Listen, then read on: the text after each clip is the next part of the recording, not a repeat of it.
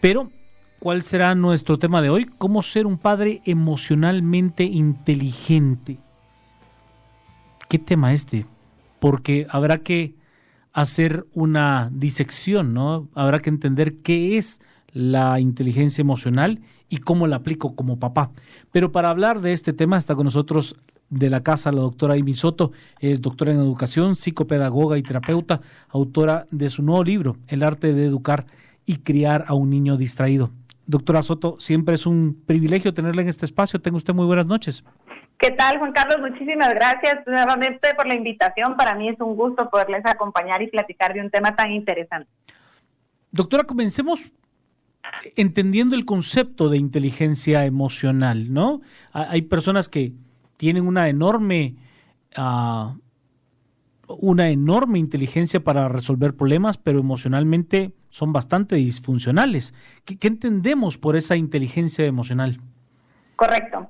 Bueno, el término de inteligencia emocional viene desde más o menos finales de los años 90 con Daniel Goleman, que nos decía que la inteligencia emocional es la capacidad que tenemos los seres humanos de poder reconocer, comprender y gestionar nuestras propias emociones para poder entonces comprender la de los demás. Y para poder ser emocionalmente inteligentes tenemos que tener ciertas habilidades clave, como por ejemplo la conciencia emocional, que es reconocer y aprender de mis propias emociones y cómo esas emociones afectan mis pensamientos y mis comportamientos. La regulación de las emociones, ¿verdad? Cómo manejarlas y regularlas para que sean emociones manejadas de manera sana y saludable para evitar estas reacciones como impulsivas, ¿verdad? Que a veces pues nos ganan. La empatía también, que es comprender y ser sensible de las emociones de los demás. Y en este punto a mí me encanta hacer un hincapié con lo que habla Goleman sobre qué es la empatía. Siempre decimos que ser empático es ponernos en los zapatos del otro, pero pues realmente tus zapatos, Juan Carlos, no me quedan a mí. Entonces no soy realmente empática, sino que la empatía que habla la inteligencia emocional es que comprendo tu situación emocional. No la comparto, no la experimento necesariamente de la misma manera que tú, pero sí la comprendo. Entonces, esa es una respuesta mucho más efectiva a las necesidades emocionales de los otros, y eso es ser empático. Y por último, las habilidades sociales y la motivación, que recordemos que la motivación viene primero intrínseca, verá que es propia, y luego pues podemos darla de manera extrínseca. Doctora, cuando hablamos de tener esa conciencia emocional y esa regulación de las emociones, ¿por dónde empiezo? Esa es la clave, digamos, ¿verdad? Creo que partimos primero de por qué es importante ser emocionalmente inteligentes, ¿verdad? Y si lo vemos pues como padres, pensemos que tenemos la responsabilidad, ¿verdad?, de la crianza de nuestros hijos, pero que todo el tiempo estamos siendo observados por ellos, así que todo ejemplo que nosotros demos va a marcar o va a dejar esa miguita en su vida que los va a formar como estos adultos del futuro. Y creo que todo lo que hacemos como padres viene del amor, la verdad, que quiero pensar que ninguno hacemos algo específicamente pensando en afectar a nuestros hijos. Entonces, si entendemos que somos el ejemplo clave de esa inteligencia emocional, pues nosotros somos quien establece el mejor vínculo sobre cómo las emociones pueden ser manejadas de una manera saludable y que nos lleve hacia un proceso de autorreflexión. Entonces, como por dónde empezamos, digamos, ¿verdad? Creo que en entender por qué es importante la inteligencia emocional y cómo marca realmente nuestras vidas en el día a día, ¿verdad? Cuando uno conoce a una persona emocionalmente inteligente, realmente es muy sorprendente, doctora. O sea, se lo pongo desde un punto muy naif, pero es muy sorprendente porque son personas que tienen la capacidad de actuar de manera muy asertiva, no necesariamente en la resolución de un problema, pero tener una reacción muy asertiva y muy controlada. ¿Podría ser por ahí una de las claves? Sí, correcto. El ser consciente de nuestras propias emociones nos permite ser mucho más constructivos, ¿verdad?, al momento de idear soluciones. También nos permite comunicarnos de una manera más abierta y de una manera más comprensiva hacia todas las demás personas. Y somos mucho más empáticos ante nuestras emociones y al manejo social que implica día con día. Entonces, sí, definitivamente, como tú dices, es impresionante ver cuando hay una persona que logra manejar estas habilidades tan asertivamente. ¿Cómo llego de ese conocimiento, de ese proceso reflexivo, de esa conciencia emocional y de esa habilidad de regular mis emociones? ¿Cómo llego a aplicarlas en la paternidad, doctora? Porque indudablemente hay una serie de factores externos que, vamos, en la paternidad parecen ser una bomba, ¿no? El trabajo, el estrés, el tráfico, y llego y tengo que tener esa regulación al momento de llegar a casa porque los seres a los que amo están allí. Correcto. Bueno, primero es importante que entendamos que el ser emocionalmente inteligente no se nace con eso, ¿verdad? Realmente se aprende. Es una habilidad que aprendemos y que está en constante mejora en todo el tiempo que la ponemos en práctica, ¿verdad? Realmente es con práctica y con dedicación que nosotros como padres podemos tener una crianza positiva con nuestros hijos. Entonces, ¿por dónde empezamos? Pues no podemos exigir algo que no damos. Entonces, debemos de partir, por ser los adultos, a esa autorreflexión de cómo yo regulo mis emociones, cómo puedo mejorar la capacidad de escucha que tengo con las personas que son más importantes para mí, que son las de mi familia, cómo estoy entendiendo y validando sus emociones para que esa retrospectiva, digamos, esa autorreflexión me ayude a mí a entender si yo estoy siendo partícipe del problema o si puedo ser parte de la solución, ¿verdad? Porque recordemos de que vamos a hacer ese ejemplo.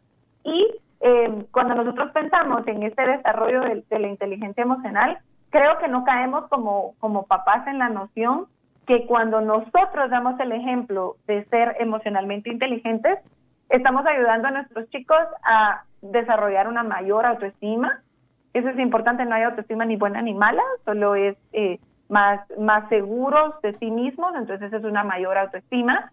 Habilidades para resolver problemas, ¿verdad? Esos chicos que no se ahogan en un vaso de agua, sino que aportan para resolver, nace de aprenderlo de casa, ¿verdad? Y ese manejo de las relaciones interpersonales que van relacionados con las emociones. Entonces, pues sí, lleva mucho más allá. Entonces, partamos primero en analizarnos a nosotros mismos. Entiendo que lo que me dice, doctora, es que no puedo pedirle esa regulación, esa contención de las emociones a mis hijos si yo no tengo ese control mismo, ¿no? Si cuando con mis hijos estoy en un estado muy alerta y muy a la defensiva y regularmente intento que ellos estén muy calmos y yo no lo puedo estar, sería como bastante incongruente, ¿no?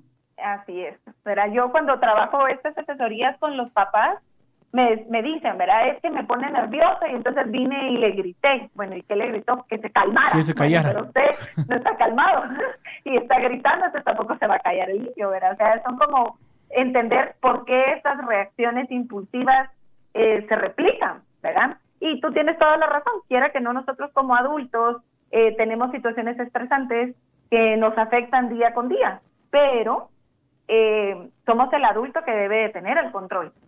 Y somos quienes debemos de reconocer que estos niveles de estrés están mermando ya a mi casa, ya no se quedó en el trabajo, ya no se quedó en el tráfico, sino que ya me acompañó y está sentado conmigo a la mesa, ese estrés, o no estoy respirando correctamente para dar una solución o buscar una mejor solución para toda la familia, o mis aportaciones ya no están siendo constructivas ante estas situaciones difíciles.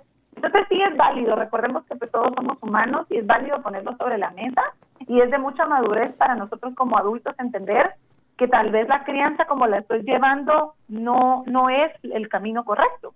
Y a veces cae un poquito en eso, ¿verdad? Que ahorita, a mí me encanta decir esa frase, somos la primera generación de padres que vamos sanando al mismo tiempo que vamos criando, porque por fin estamos entendiendo muchas de las cosas que nos afectaron de niños, que en su momento pudimos entenderlos como, bueno, así son mis papás, ¿verdad? Pero realmente ahora entendemos que no era ese el manejo correcto. Y nosotros queremos hacer algo diferente con nuestros hijos, tener un mejor vínculo, tener una mejor relación, tener un proceso más de armonía en el hogar. Bueno, todo nace de que yo lo autoanalice para poder realmente hacer un cambio sustancial. Doctora Soto, yo entro en conflicto en ese sentido, porque cuando usted me dice, vea, estamos analizando la relación que tuvimos con nuestros padres y hoy tenemos la construcción de una nueva forma, principalmente de comunicación con nuestros hijos, que ha variado esencialmente, ¿no? De un mundo bastante a lo interno del núcleo familiar, de lo real, a un mundo de las pantallas, a un mundo de la comunicación y de la hiperconectividad. ¿Afecta la forma en la que puedo criar en uno u otro espacio? Sí, totalmente. Digamos que ha variado del proceso de crianza que llevaban anteriormente la generación anterior a nuestros papás, digamos, a la de nosotros. Es que primero tenemos niños que son mucho más verbales a comunicar qué necesidades manifiestan, porque los procesos de crianza ya no se están llevando bajo la crianza del miedo, porque antes creíamos que teníamos que tenerle miedo a papá y eso representaba respeto. Ya va a venir tu papá, ¿no? Esperaste que ya va a venir tu papá. O el famoso chancletazo o un tupaletazo, ¿verdad? O sea, siempre era enfocado hacia el miedo. Y entendíamos también que las conductas eran malas. Entonces eso implica que el niño es malo, que su conducta es mala. Y que no vayas a llorar, cuidadito si te pones a llorar. Entonces las emociones no son válidas tampoco. Hoy, gracias a toda la información que tenemos y porque entendemos que los niños no son adultos en chiquito, como pensábamos antes, no pueden tener esa regulación emocional, no pueden comunicar exactamente lo que necesitan y entonces van a empezar a darse detonantes conductuales que nosotros como adultos tenemos que leer de manera anticipada para entender qué quiere decir esa conducta, para poderlos guiar. Eso nos llama hacia la crianza positiva, ¿verdad? Y la crianza respetuosa, hacia cómo entendemos las conductas. No lo está haciendo para provocarme como adulto, no está haciéndolo para ser niño malcriado como pensábamos antes, ¿verdad? Está intentando comunicar algo a lo que no le puede poner nombre y apellido a esa emoción, ¿verdad? Entonces, conforme eso ha ido cambiando, hemos ido entendiendo también que esa forma de crianza basada en el miedo generó traumas en nosotros como adultos, cosa que a veces es difícil que los adultos o los papás lo platiquen, ¿verdad? Sobre todo con las asesorías de crianza, porque míreme a mí me daban mis corretazos y yo salí muy bien. Sí, pero es alguien que necesita mucho la aprobación del adulto, alguien que no le gusta que le encuentren errores, alguien que necesita estar constantemente elogiado para decirle que está haciendo las cosas bien. Eso es un trauma, es una cicatriz, ¿verdad?, que quedó en el proceso. Y no quiere decir tampoco, esto es bien importante, que los traumas, todos ellos sean malos. Justamente esta semana estaba leyendo un libro relacionado a los traumas en la infancia y nos habla de que los traumas son los surcos que marcan las personalidades de los niños. Entonces son importantes todas las experiencias que vivimos y es importante intentar que la mayoría de las experiencias sean positivas, pero que si en algún momento tiene que haber una corrección, tiene que haber un límite, tiene que haber una figura de autoridad, no tiene que ser con la dictaturía, digamos, o con el miedo sino que tiene que ser una autoridad y un límite con amor y con firmeza. Me encanta ese tema, doctora. ¿Le parece si lo tratamos al regresar de la pausa? Si hablamos de cómo establecer esos límites y hasta dónde es un proceso de acercarse a poder charlar con nuestros hijos. ¿Le parece si lo tratamos al regresar? Me encanta, con mucho gusto. Mil gracias. Estamos platicando con la doctora Amy Soto. Ella es doctora en educación, psicopedagoga y terapeuta, autora de su nuevo libro El arte de educar y crear a un niño distraído. El tema que estamos tratando hoy, cómo ser un padre emocionalmente inteligente. Quédese con nosotros a través del 89.7.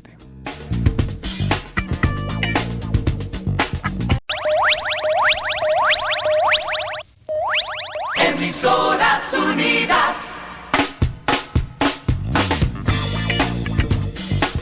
Bueno, nuestro tema de hoy es cómo ser padres emocionalmente inteligentes. Estamos conversando con la doctora Amy Soto, doctora en educación, psicopedagoga y terapeuta, autora del nuevo libro El arte de educar y crear a un niño distraído. Doctora Soto, le dejaba sobre la mesa el establecer límites. Y cuando le hablo de establecer límites, doctora, también el formar esa figura de respeto. No le estoy hablando esa figura de autoridad, pero sí una figura de respeto, que creo que hay quizás una línea tenue, pero muy importante, ¿no? Correcto, así es.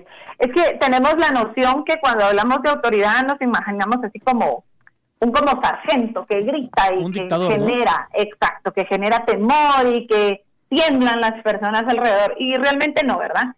La creencia respetuosa nos manda a que la autoridad no se impone, ¿verdad?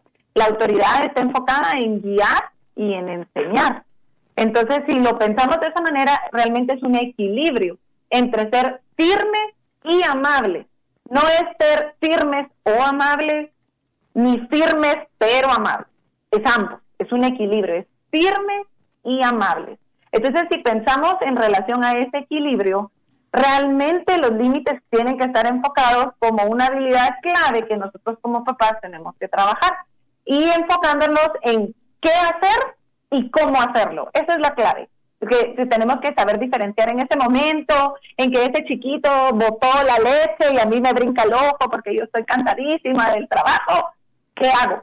¿Qué hago y cómo lo hago? Eso es lo que va a marcar la diferencia en ser o colocar o establecer un límite con amor y con firmeza.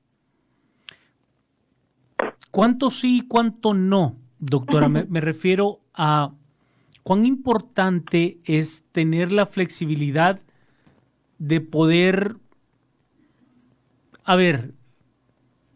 guiar, pero tampoco ser tan permisivo que en determinado momento mi mensaje sea malinterpretado.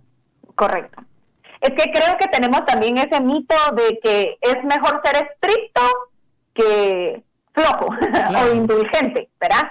Y pues de hecho las últimas investigaciones nos muestran que nosotros como papás, cuando somos demasiado suaves o flojos, tendemos a criar niños que tienen más problemas con los padres que a diferencia de los que son mucho más estrictos. Entonces, por eso es que se tiene que trabajar en esa balanza, digamos, ¿verdad? Entonces, es esencial que encontremos ese equilibrio para que el límite sea claro y también a mí me encanta explicarle a los papás cuál es la diferencia entre un límite que es lógico, congruente y natural, porque a veces esa es la parte que nos hace falta, para no ser que caiga como en libertinaje, ni que tampoco seamos como muy permisivos, ni que nuestros castigos sean demasiado estrictos, ¿verdad? Entonces, tiene que partir en varios puntos, digamos, ¿verdad? A mí me encanta hablar sobre límites en particular, porque pensamos que solo es como reactivo, ¿verdad? Entonces, regresamos solo con la idea de que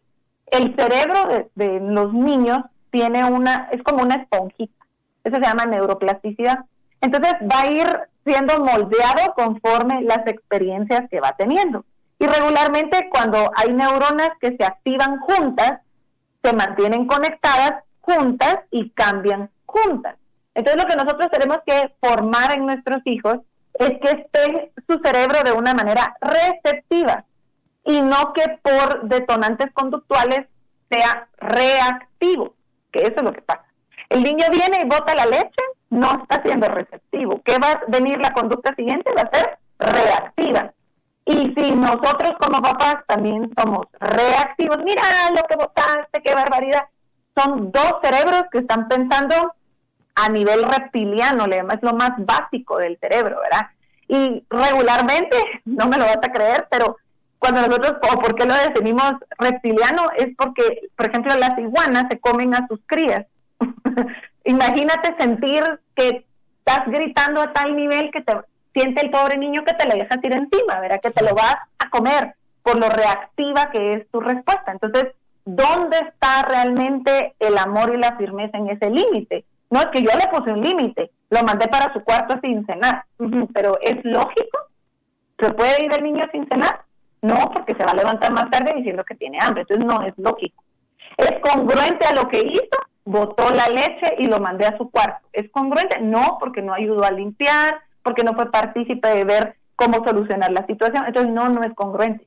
y no es natural, porque su cerebro debería de haber entendido la situación de una manera receptiva, no reactiva. Entonces ahora la emoción en ese cerebro se va hasta el tope y llega a su cuarto regañado, entendiendo, soy un mal niño, mi mamá no me quiere porque boté la leche, no hago nada bien, soy tonto, y eso empieza a generar como una bolita de nieve, ¿verdad? Que se va sumando otras problemáticas como baja autoestima, dificultad en comunicarse de manera abierta. Entonces los límites son la clave, ¿verdad? Para ese manejo en el hogar. Doctora, le voy a hacer una pregunta porque me parece compleja la respuesta. Uh-huh. En este tipo de tratamientos, ¿es más importante la severidad o la certeza? Y cuando se lo pongo de esta forma, ¿no? Si yo sé que botó la leche, ¿qué es más importante? ¿Que el regaño sea muy grande o de tener certeza que tengo que limpiar, por ejemplo? Correcto. Creo que todavía tiene más. No podemos colocarlo solo en esas dos variantes. Primero, pues, tendríamos que ser congruentes o coherentes, digamos, de la situación que pasó, ¿verdad? Entonces, si ya de por sí en el hogar se trabajan límites, ok, mi amor, si algo botamos, limpiamos. Si algo sacamos, recogemos, ¿verdad? Entonces, esa es la regla. Entonces, hay una regla de donde nos podemos basar. Y vamos a ser siempre firmes, enfocándonos en que existe una regla y eso es lo que vamos a cumplir. Pero vamos a también, a la vez, a poner en la balanza la parte del amor, ¿verdad? Que es el escuchar y validar las emociones. ¿Qué pasó, mi amor? ¿Por qué botaste la leche? Entonces, porque estaba mal puesto el vaso, no te fijaste que estaba en ese lugar. Es importante brindarle el espacio para que él comunique qué fue lo que pasó. Ok, entonces ahora para tenemos... Para que reflexione, ¿no? Y para que reflexione, correcto, ¿verdad? Entonces, ok, ahora lo que vamos a hacer es, necesito que me ayudes a limpiar. Entonces, ve y trae papel mientras yo empiezo a mover las cosas de alrededor. Pero si mi respuesta es, mira lo que hiciste, quítate, mejor lo hago yo porque no lo haces tú bien. Entonces, lo que estoy reforzando ya no es una consecuencia natural, ¿verdad? A lo que estaba manejándose de manera amorosa y firme, porque no es tan importante la severidad. Tal vez no había ni necesidad de un regaño, un accidente le pasa a cualquiera. ¿Por qué le voy a pegar, digamos, un grito por un accidente si a mí también me pasan accidentes? Entonces, esa es como la reflexión a la que tenemos que llevar. Pero lo que va a quedar instaurado en ese momento en la experiencia del niño, o sea, esas neuronas que se conecten, es cómo reaccionó mi mamá. Porque eso va a ser reflejo a qué soy yo. Recordemos que nosotros estamos formando esa personalidad, esa autoestima, esa autoimagen, ese autoconcepto. Entonces, que diga mi mamá o mi papá, cómo reaccionen, es lo que soy yo. Entonces, sí tenemos que pensar, y eso también nos habla la inteligencia emocional, sobre la diferencia de felicitar y elogiar. Y fíjate que el elogio va al alma. La felicitación es superficial. Cuando nosotros felicitamos, reconocemos y celebramos un logro porque alguien estableció, digamos, el parámetro a dónde tenía que llegar. Y regularmente es, estoy muy orgullosa de ti porque yo te llevé al entreno de fútbol, porque yo te preparé el uniforme, porque yo... O sea, es una consecuencia de algo que hizo alguien más, en donde ya puse el parámetro a dónde tienes tú que llegar a ese resultado. En cambio, el elogio es reconocer y valorar la cualidad, el esfuerzo y las características personales. Entonces, sería muy diferente decirle a nuestros hijos, ¿cómo te sientes tú de lo que tú lograste? Porque él ahí va a profundizar sobre el esfuerzo que hizo y puede decir, cansado. La verdad que me costó un montón, pero viste que sí lo lograste, lo hiciste muy bien. Felicito porque fuiste muy perseverante en continuar haciéndolo.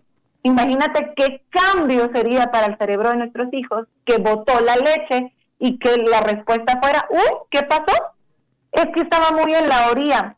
Te felicito por aceptar que el vaso estaba en el lugar incorrecto y que la próxima vez lo vamos a poder hacer mejor. ¿Te parece que me ayudes a limpiar lo que ensuciamos? Y ya nos podemos seguir sentando a la mesa a comer juntos. Es totalmente diferente. El manejo emocional, ese impacto va a ser más duradero, va a ser más significativo, ¿verdad? La felicitación es una buena nota, un excelente, lo hiciste muy bien, pero ahí va a quedar, ¿verdad?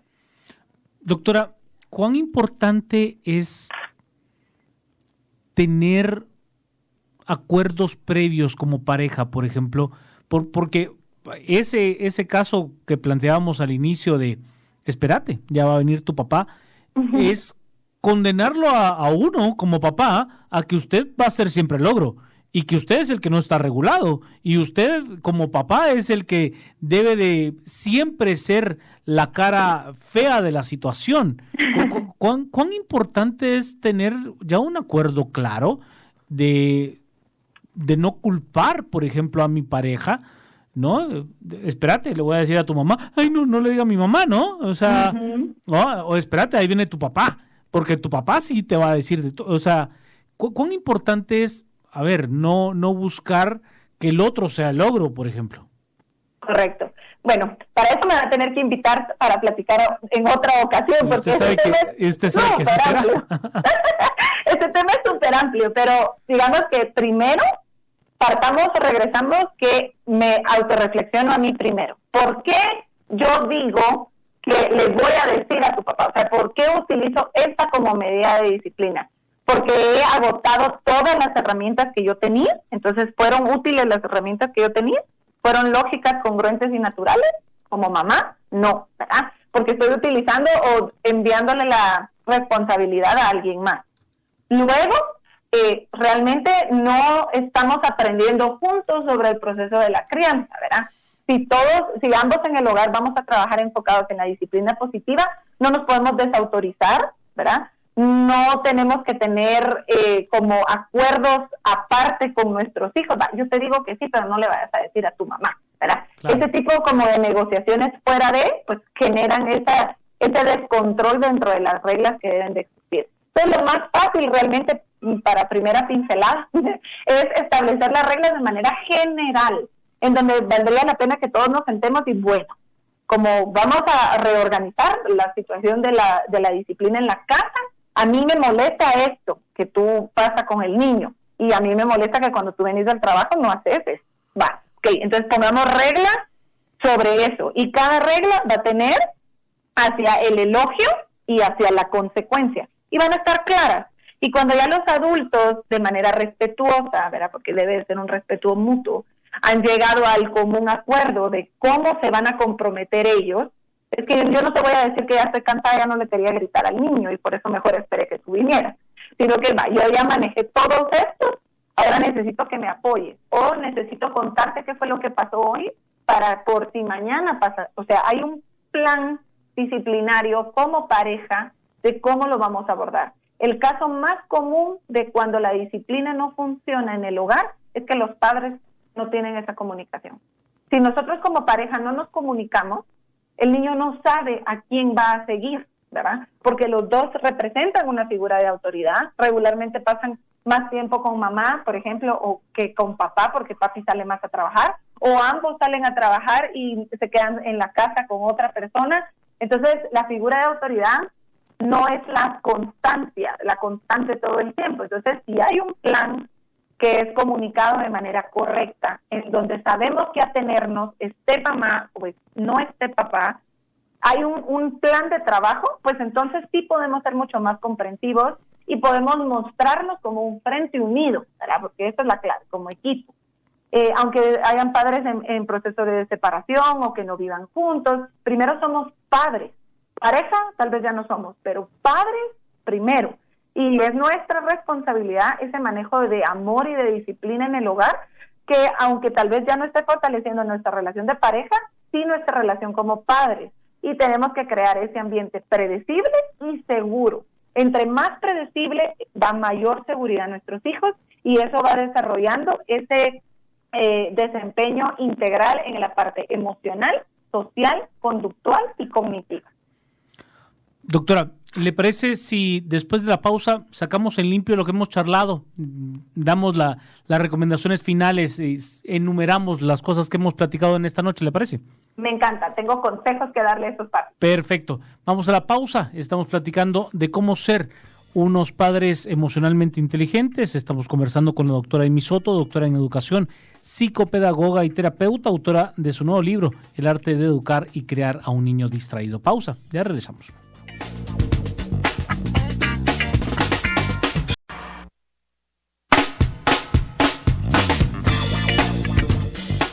Bueno, y entramos a nuestra etapa de conclusiones del tema de hoy, cómo ser un padre emocionalmente inteligente. Estamos conversando con la doctora Amy Soto, es doctora en educación, psicopedagoga y terapeuta, autora de su nuevo libro, El arte de educar y criar a un niño distraído. Doctora, ¿le parece?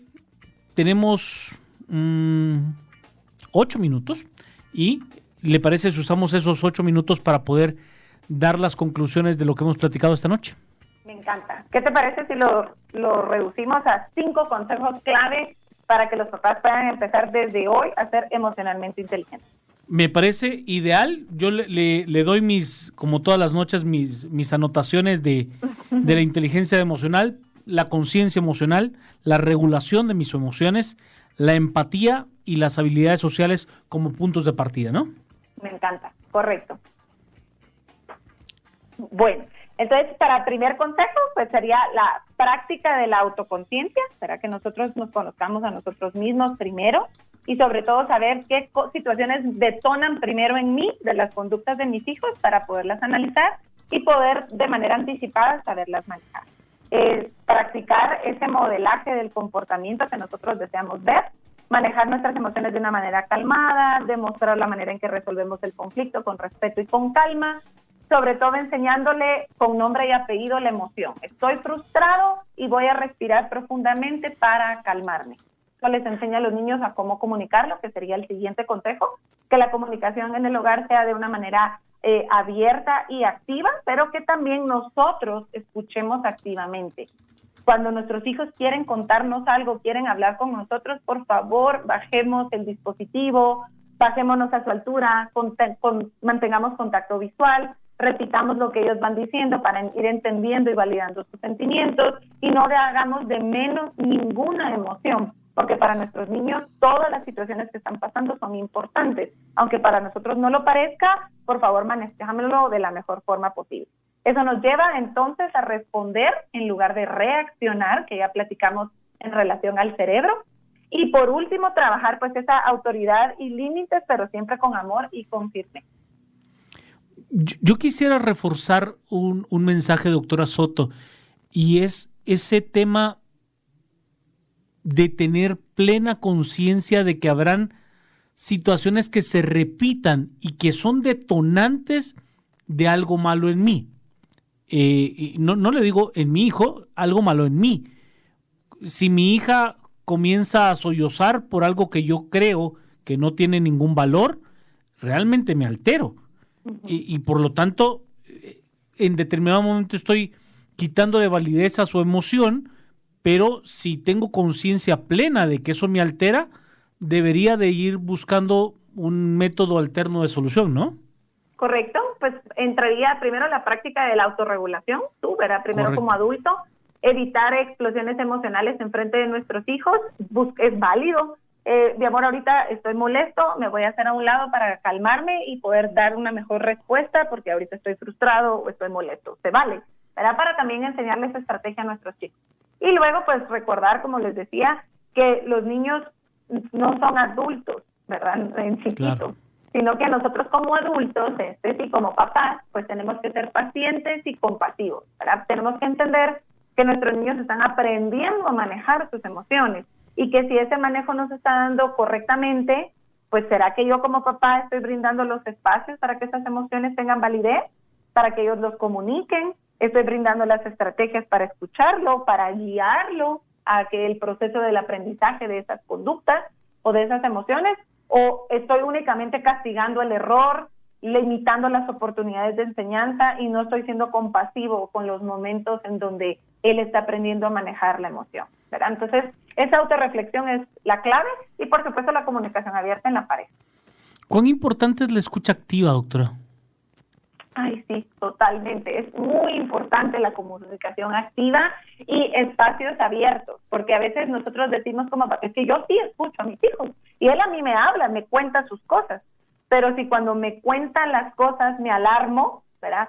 Ay, no, qué barbaridad, ¿y por qué hiciste? O lo corrijo. Correcto. Para que dijiste eso, que entonces los espacios cada vez van a ser más limitados, va a escoger mejor qué cosas me cuenta y qué cosas no, y eso pues va a restar a las oportunidades que yo voy a tener de ser ese modelo de enseñanza para que mis hijos puedan tener como ese emocionómetro, digamos, ¿verdad? De cómo manejar correctamente sus emociones, y qué mejor que experimentarlas con alguien que los ama y los va a cuidar y proteger. Peor fuera que esas reacciones emocionales se den con personas extrañas que los van a guiar de manejos inadecuados o de consecuencias inapropiadas, y realmente podemos perder de control la crianza de nuestros hijos por un manejo en donde buscamos no construir un hogar lleno de amor, comprensión y resiliencia emocional, sino que enfocado solo en no fortalecer los lazos familiares. Doctora Soto, ¿cuán importante es poder tener espacios seguros? Me refiero a espacios donde sí yo pueda sentir como papá, porque muchas veces yo también limito mis emociones y las contengo, pero no es que las canalice, sino que simple y sencillamente las retengo y en determinado momento exploto. Correcto. Bueno, eso es, digamos, parte de lo que tenemos que platicar en pareja para establecer cuáles van a ser los espacios seguros, ¿verdad? Para poderlo manejar. Son esenciales para el bienestar emocional y psicológico de tanto el entorno familiar como nuestro, ¿verdad? Necesitamos ese tiempo para nosotros, es por salud mental. Si los papis no tienen esa salud mental o ese equilibrio emocional, pues las reacciones van a ser mucho más reactivas todo el tiempo o más explosivas todo el tiempo. Entonces podemos tener entornos físicos o espacios físicos, como por ejemplo voy a salir a caminar, a oír música, a escuchar un audiolibro, y es un tiempo para mí. O voy a ir al salón de belleza, a hacerme las uñas, y ese es un tiempo para mí. Y en ese tiempo nosotros nos sentimos más cómodos, más acogedores, más libres de cualquier tipo de distracción. Podemos enfocar a por qué me molestó tanto que derramara la leche. O sea, ¿por qué reaccioné de esa forma? ¿Por qué opté en darle esa consecuencia? ¿Por qué me afectó tanto? Y es súper importante, luego de hacer esa validación personal, ir y disculparnos. Esa es otra excelente estrategia con nuestros hijos. Me quiero disculpar contigo porque la reacción que tuve fue inapropiada.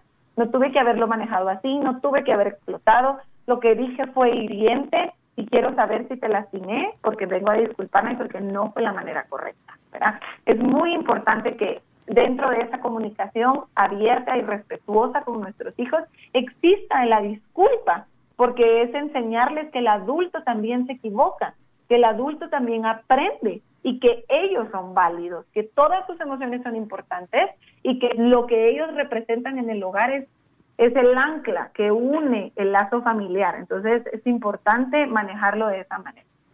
Doctora, ¿cómo le encuentro en las redes?